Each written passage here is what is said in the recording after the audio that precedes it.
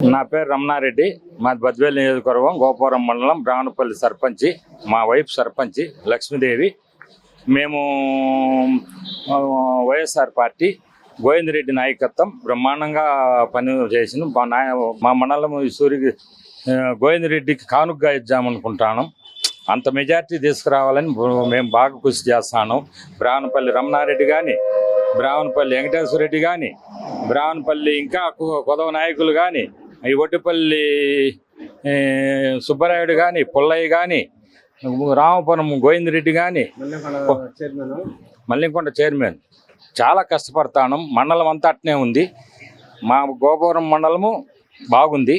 వైఎస్ఆర్ పార్టీకి కానుకగా ఇద్దామనుకుంటాను. గోవిందరెడ్డి సారు నాయకత్వం బ్రహ్మాండంగా ఉంది. గోవిందరెడ్డి నాయకత్వం అట్లంటే ఆయన ఏది అంత మటుకు నాయకుడు. మాకు ఆయన ఏది చెప్తే అది ఏదవాకు మాకు. సార్, అదేవిధంగా రాష్ట్రంలో ఆసక్తికర పార్లమెంట్ నియోజకవర్గాల్లో కడప కూడా ఉంది. ఈ నియోజకవర్గంలో అక్క తమ్ముళ్ళు అంటే ఒకవైపు షర్మిల, ఇంకోవైపు అవినాష్ రెడ్డి పోటీ చేస్తున్నారు. ఇద్దరులో ఎవరు గెలుస్తారు? ఇప్పుడు ప్రజలు పిచ్చోళ్ళు కాదు బాబు. ప్రజలు బాగా అంతలా మాకంటే ఇంకా ముందు ఉండరోళ్ళు. ఆమె తెలంగాణ పోయి తెలంగాణలో వాళ్ళందరినీ ఇబ్బంది పెట్టి తెలంగాణలో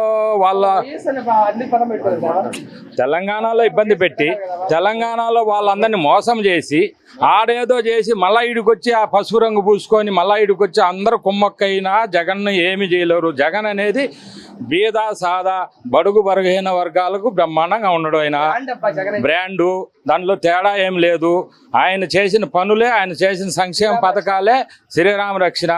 మేము అట్లాంటోళ్ళమే, ప్రజలకు మంచి చేసుకొని పోయేవాళ్ళమే కానీ ఇంకొకటి కాదు.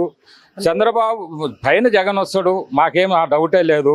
చంద్రబాబు నాయుడు ఆయన ముఖ్యమంత్రి అయితే వర్షాలు పడవు, కేవలము అల్లకొల్లారం అయిపోద్ది దేశము.